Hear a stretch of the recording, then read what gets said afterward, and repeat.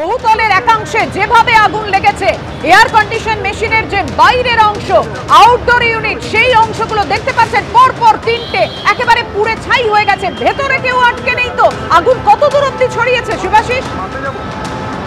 দেখো পাপিয়া, এই মুহূর্তে আমরা যেখানে দাঁড়িয়ে রয়েছি এজেসি বোস রোড, মাথার উপর এজেসি বোস ফ্লাইওভার, এবং সেই ফ্লাইওভারের পাশে এই যে বহুতল, সেই বহুতলের একাংশ কমার্শিয়াল এবং তারই কিন্তু সাততলা আমরা দেখতে পাচ্ছি। সাততলার যে ঘর, সেখানে পাশাপাশি অনেকগুলো ঘর রয়েছে, তার একদম মাঝের অংশ যে ছবি তরুণ তুলে ধরছে, সেই ছবি তুমি দেখতে পাচ্ছ।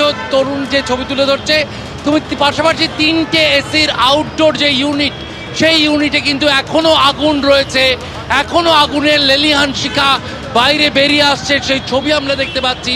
দমকলের 5টি ইঞ্জিন তারা কাজ করছেন এবং দমকল কর্মীরা তারা বিকল্প পথেরও চেষ্টা করছেন যে ভিতর থেকে গিয়ে অন্য দিক থেকে তারা আগুন নেভাতে কোনো ব্যবস্থা করবেন কিনা। আমরা দেখতে পাচ্ছি পুলিশ কর্মীরা তারা মোতায়েন রয়েছেন, দমকল কর্মীরা মোতায়েন রয়েছেন। শনিবার যেহেতু ভিতরে কম লোক থাকার কথা, কিন্তু আদেও কেউ ভিতরে রয়ে গিয়েছেন কিনা তা খতিয়ে দেখা হচ্ছে। নিশ্চিত করা হচ্ছে যে ভিতরে কেউ আটকা পড়েছেন কিনা, কারণ সাততলা আটতলায় এই যে অংশ, একেবারে নিচ থেকে আমরা যদি দেখি, নিচে কিন্তু দোকান রয়েছে, তারপরে অফিস ঘর মূলত, এবং এই যে সাততলা আটতলা, মূলত সাততলায় এই আগুন লেগেছে।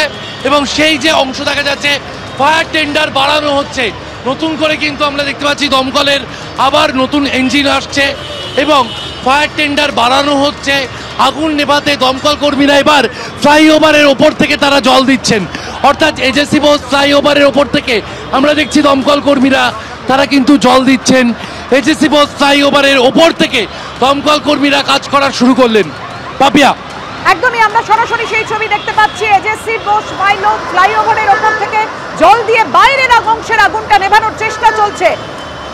ভেতরের কি অবস্থা অত্যন্ত ভয়াবহ, সেটা বাইরের ছবিতেই পরিষ্কার, কারণ আগুন লেগেছে বেগবাগানের একটি বহুতলে। দাউ দাউ করে চলছে বহুতলের একাংশ, কালো ধোঁয়ায় ঢেকে গেছে গোটা এলাকা। আমাদের অপর প্রতিনিধি সৌমিত্র আমাদের সঙ্গে রয়েছে। সৌমিত্র, দেখো এই মুহূর্তে তুমি দেখতে পাচ্ছ আগুন কিন্তু এই মুহূর্তে যেটা দমকলের কর্মীরা জানাচ্ছেন, তাদের কাছে একটা বড় চ্যালেঞ্জ যে কিভাবে তারা জল দেবেন। কিন্তু যেটা দেখতে পাওয়া যাচ্ছে যে দুদিক থেকে জল দেওয়ার কাজ চলছে। এজেসি বোস ফ্লাইওভারের ওপর থেকে দমকল জল দিচ্ছে এবং যে 5th ফ্লোরে তুমি দেখতে পাচ্ছ আগুন লেগেছে, সেই 5th ফ্লোরেও দমকলের পাইপ পৌঁছে গিয়েছে, সেখান থেকেও জল দেওয়া হচ্ছে। তবে কি কারণে আগুন লেগেছে এখনো পর্যন্ত সেটা সরকারিভাবে দমকলের তরফে জানানো হয়নি। তবে দমকলের যারা আধিকারিক রয়েছেন তাদের সঙ্গে তারা যেটা প্রাথমিকভাবে জানাচ্ছেন যে আজ যেহেতু শনিবার, সেই কারণে হয়তো এই ফ্লোরে, যে ফ্লোরে আগুন লেগেছে সেখানে কেউ আটকে নেই। তবে এখনো পর্যন্ত সেটা সুনিশ্চিত করে তারা কিছু বলছেন না। তবে যেটা দেখতে পাচ্ছি যে দমকলের ইঞ্জিন, প্রথমে দুটো ইঞ্জিন কাজ করছিল, যত সময় যাচ্ছে ইঞ্জিনের সংখ্যা ততই আরও বাড়ছে। বাপিয়া, তুমি দেখতে পাচ্ছ যে জল দেওয়ার কাজ যেটা চলছে দমকলের তরফে, সেটা যে ফ্লোরে আগুন লেগেছে সেই ফ্লোরে আগুন। এবং যেটা সব থেকে বড় আশঙ্কার বিষয় যে এসির আউটডোরে এসির শর্ট সার্কিট থেকে আগুন লেগে থাকতে পারে বলে প্রাথমিক অনুমান করছে দমকল।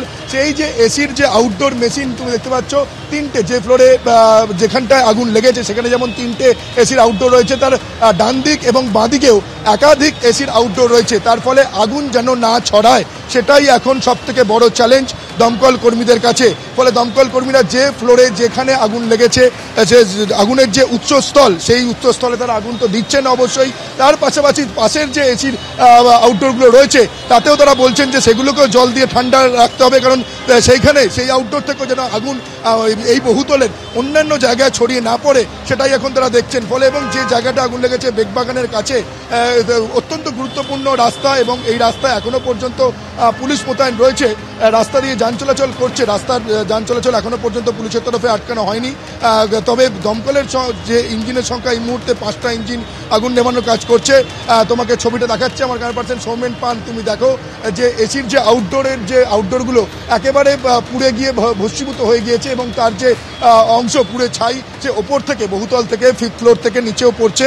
এবং যারা পথচারীরা রয়েছেন তারা যথেষ্ট আতঙ্কিত হয়ে পড়েছেন এই অগ্নিকাণ্ডের ঘটনায়, কারণ ভয়াবহ এবং বিধ্বংসী আগুন বলা যেতে পারে। এবং ঠিক কী কারণে এই আগুন লাগলো, এটাই এখন সব থেকে বড় প্রশ্ন।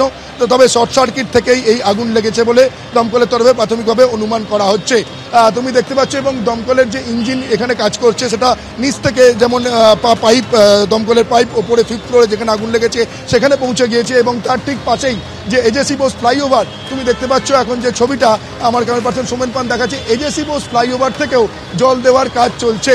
তার কারণ হচ্ছে এজেসি বোস ফ্লাইওভারের সঙ্গে যে ফ্লোরে আগুন লেগেছে, এই বহুতলের 5th ফ্লোরে আগুন লেগেছে, সেই 5th ফ্লোরের যে উচ্চতা এবং এজেসি বোস ফ্লাইওভার যেখান থেকে জল দেওয়া হচ্ছে সেটা অনেকটা সুবিধা হচ্ছে দমকলের তরফে ফ্লাইওভার থেকে জল দেওয়ার কাজ করতে। ফলে সেই কারণেই দমকলের একাধিক ইঞ্জিন এজেসি বোস ফ্লাইওভারও তারা পৌঁছে গিয়েছে, দমকল কর্মীরা সেখান থেকেও জল দিয়ে আগুন নেভানোর কাজ চলছে। এবং তুমি দেখো যে এই মুহূর্তে আগুনের লেলিহান যে শিখা আমরা দেখতে পেয়েছিলাম কিছুক্ষণ আগেই যে বিধ্বংসী আগুন লেগেছিল, সেই লেলিহান শিখা এখন বাইরে থেকে যে পোর্শনে আমরা রয়েছি সেখান থেকে আগুনের যে লেলিহান শিখা দেখতে পাওয়া যাচ্ছে না, এখন দেখতে পাওয়া যাচ্ছে শুধুমাত্র সাদা ধোঁয়া চারিদিকে ঘিরে ধরেছে।